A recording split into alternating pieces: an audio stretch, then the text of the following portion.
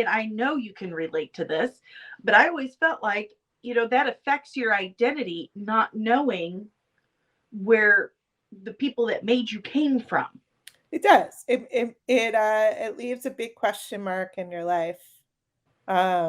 Unfortunately, I didn't get to know my grandfather, so when people ask, "Oh, so how was he?" and I'm like, they're like, "What do you mean?" I'm like, "Well, I wasn't even a concept for 2 years after he passed away." So they're like, "Oh," I'm like, "Yeah, he was very young. He was, just before his 60th birthday, and that's the story. There's nothing else to say. I mean, I've learned more in the last, oof, geez, 14 years now, almost 15, coming into this with Mark kind of reopening the story for me, at least, and kind of pushing me to like learn more about my family, and not just Bill, but just like Mhm. my family in general. Like, I've connected with cousins that I didn't know I had because I thought Bill was an only child, but he has siblings that he was estranged from. Are you kidding? One of his sisters actually only lived about half an hour away from me outside of Fort Lauderdale. And like Mark tried to facilitate us meeting so I could meet my great aunt. And like that, she's like, I want nothing to do with Bill, anything. Like, I was crushed, but I was like, That's what? devastating. That's It devastating. was really sad. But I mean, again, I've gotten to meet so many people who knew Bill also that were still alive when I came into this, almost 10 years ago, coming into the public scene. So, like, I got to meet Bill's best friend that was, working with him on movies and TV shows. Um, they were very close. Actually, Charles is the person who Charles. found him. Um, so, I mean, I got to meet some other people that knew, and Paul Lovitz, who was the president and publisher of DC when I met him back in 2008. He was like, Bill was my mentor. Because, I mean, Bill worked for DC up until he passed away. So, I mean, he had a 30-year career almost with DC.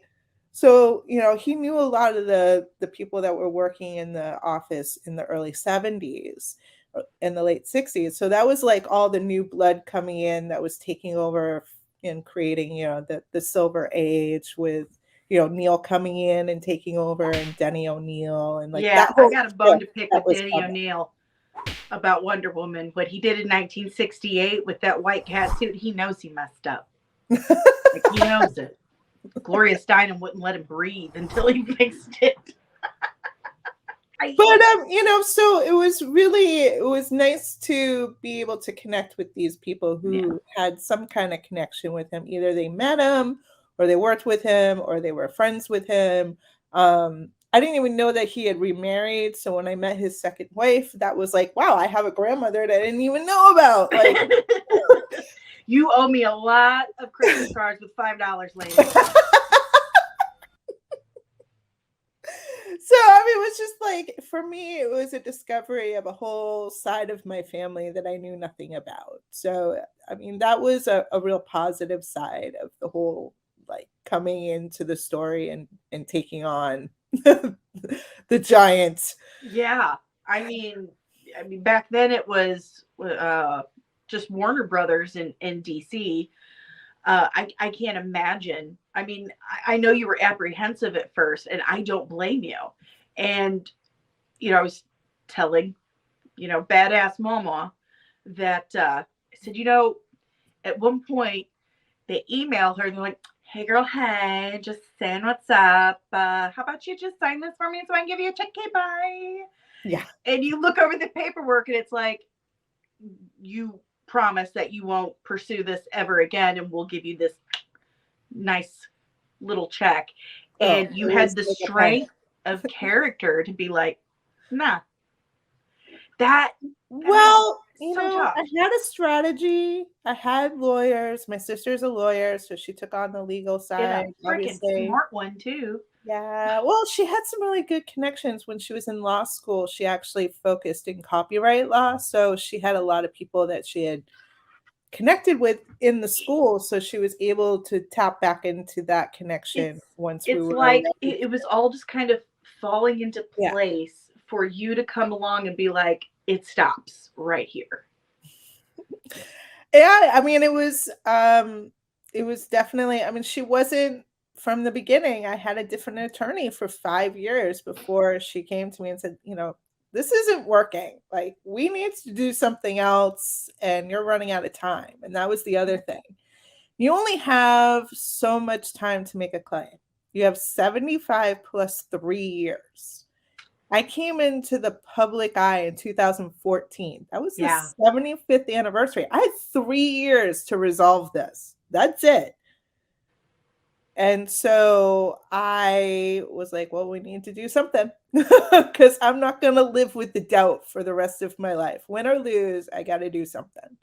So that's where, you know, she was like, yeah, well, let's go for it. And so she was able to help me with that. And I, being not of the legal mind, but became, you know, the face of the campaign, and went on, you know, the PR side of it, and started going to conventions and doing interviews and doing things that I've never done before in my life, and trying to tell the story um with more knowledge than I knew before. I mean, before it was like, yeah, my grandfather created Batman and, you know, That's the all I other got. characters, and that's about it. That's all I know, really. You know, it's like yeah, that's the end of the story. But no, I mean, coming into it and learning a lot more about, like, I mean, I didn't know he did Green Lantern. I had no idea that he was, you know, created Wildcat, that he wrote for Marvel and did all these other really cool things. Like, I had no idea.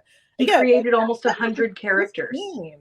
My grandmother died before, you know, Bill's first wife. She passed away when I was still a teenager. So it's like I didn't have anyone to go to. I didn't have anyone. There was no one. I mean, I knew that my dad had a couple cousins on my grandmother's side, and that was about it. You know, it was like, and I don't even talk to them. They're, you know, so it was kind of like, I'm just here trying to figure it out. And, you know, people were really kind of nice about filling in the gaps, which helped with pursuing the case and connecting with real comic historians who can kind of help untangle this mess a little bit. You know, I strategically came off one way when dealing with people in the industry, especially when it came to like legal stuff. I kind of played dumb.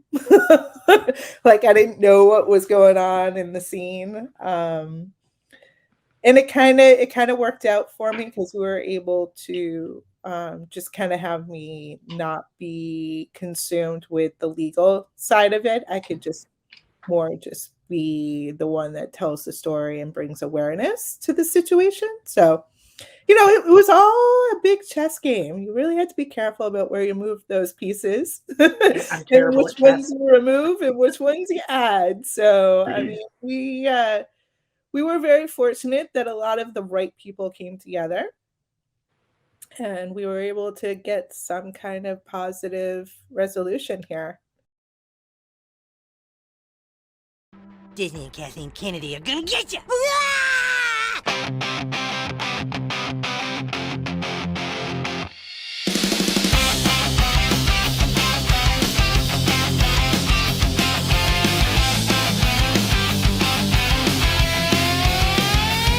Hey nerdlings, gather around. Danny's in the house and the hype's inbound. From sci-fi dreams to super real schemes, she's the queen of comics and everything in between. Makeup brush in one hand, pen in the other, crafting worlds like no one's ever